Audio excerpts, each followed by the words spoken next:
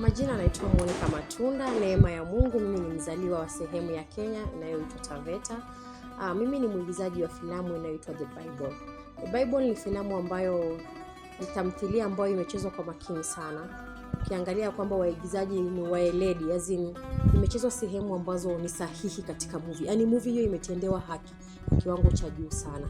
Kingine ni kwamba tumekuwa watoto wetu, ndugu zetu, mama zetu wakiangalia vipindi katika television ambavyo vimekuwa vikichezwa na waigizaji wale wengine, ambayo unakuta movie nyingi zinaangazia mambo ya ushoga, mambo ya lesbian, mambo ya ujambazi. So wanakuwa kwa sababu hawana kitu kingine cha kuangalia ama cha kuwafanya wakae nyumbani, inabidi watizame. Ila kwa sasa tumeleta mtindo tofauti kabisa. Tunajaribu kufunza watu dini, kumjua Mwenyezi Mungu kupitia hii movie ambayo inaitwa The Bible. Biblia mtu yule amtegemeaye Bwana, ambaye Bwana ni tumaini lake. Na mstari wa 8 anasema, maana atakuwa kama mti uliopandwa kando kando ya maji, uenezayo mizizi yake karibu na mto, hautaona hofu wakati wa joto ujapo, bali jani lake litakuwa bichi, wala hautahangaika mwaka wa uchache wa mvua, wala hautaacha kuzaa matunda. Kwa hiyo mtu yeyote anayemtegemea Mungu, Biblia inasema amebarikiwa. Na tunapoongelea The Bible hatuongelei kwamba dini fulani.